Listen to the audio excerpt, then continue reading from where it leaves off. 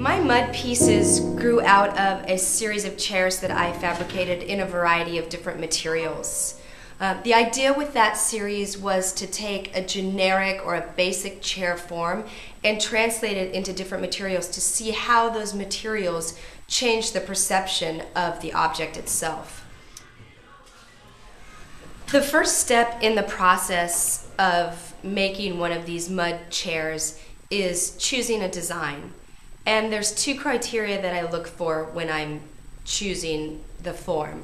One is how well will that form or that design be translated into the medium that I'm using, and the medium I'm using is soil. So I look for structural elements.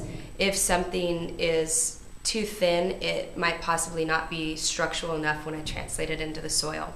The second of the criteria I look for is how recognizable is that actual design or is that object.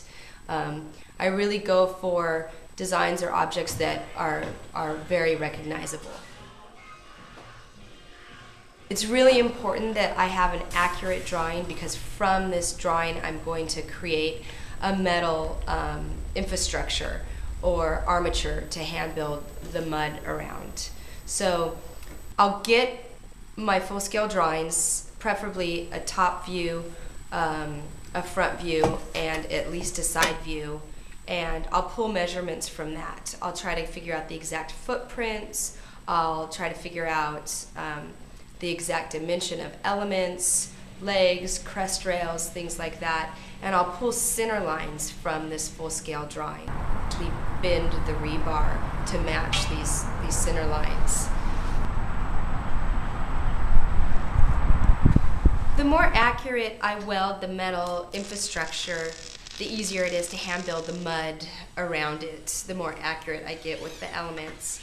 Hand building the mud is actually a little more tedious than you might think it would be. It takes me about 8 hours to do one leg, maybe two if I've been doing it for a while.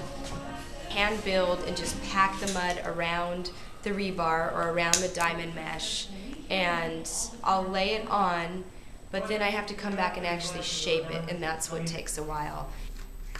One of the most interesting things about the mud is the uncertainty of what's going to happen as it dries. I don't put it in a kiln or anything like that. I just let it air dry.